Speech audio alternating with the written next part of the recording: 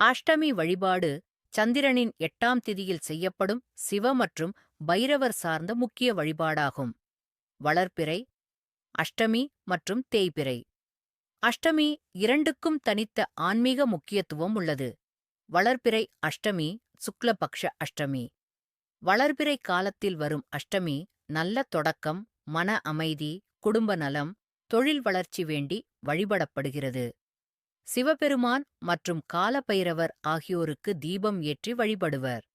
குடும்பத்தில் சுபகாரியங்கள், தடைகள் நீங்க, நல்ல செய்தி கிடைக்க வேண்டி பிரார்த்தனை செய்வார்கள். விரதமுறை காலை குளித்து சுத்தமாக இருந்து விரதம் தொடங்கலாம். பால், பழம் மட்டும் எடுத்துக்கொண்டு மாலை வரை இருக்கலாம்.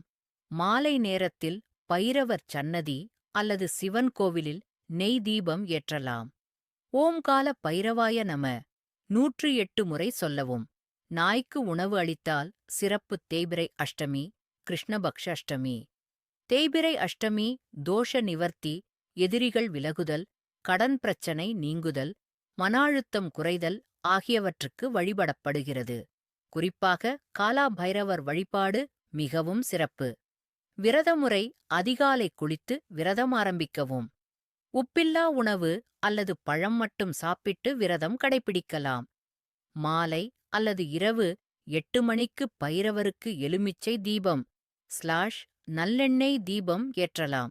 வெற்றிலை, மலர், கருப்பு, எள் நைவேத்தியம் சமர்ப்பிக்கலாம். பைரவர் அஷ்டகம் அல்லது சிவ மந்திரம் பாராயணம் செய்யலாம். எளிய வழிபாடு வீட்டில் சிவன் படம் அல்லது லிங்கம் முன் தீபம் ஏற்றவும், வில்வ இலை வைத்து அர்ச்சனை செய்யவும், ஓம் நமசிவாய 108 முறை சொல்லவும் முடிந்தால் அன்றைய தினம் அன்னதானம் வழங்கவும்.